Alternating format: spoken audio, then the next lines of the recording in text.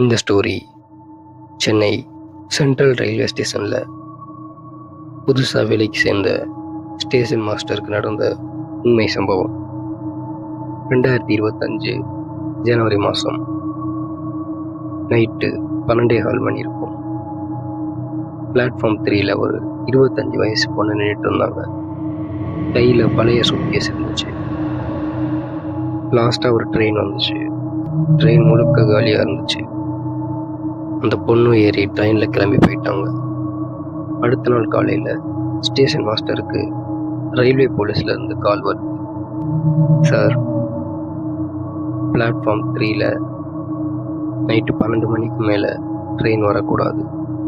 3 வருஷமாக அந்த ட்ராக் ரிப்பேரில் இருக்குதுன்னு சொன்னாங்க. சிசிடிவி செக் பண்ணால் பிளாட்ஃபார்ம் 3 முழுக்க காலி. ட்ரெயினும் வரல, ஒன்றும் இல்லை. ஆனால் பிளாட்ஃபார்மில் அதே பழைய சூட்கேஸ் மட்டும் கிடச்சிச்சு. உள்ளே திறந்து பார்த்தா 2022 டேட் போட்ட தமிழ் நியூஸ் பேப்பர் இருந்துச்சு. அந்த ஹெட்லைனில் சென்னை சென்ட்ரலில் ட்ரெயின் ஆக்சிடெண்ட், இளம் பெண் பலி. இப்போவும் பிளாட்ஃபார்ம் 3ல் நைட்டு 12:15 ட்ரெயின் ஹாரன் சத்தம் மட்டும் கேட்குமா?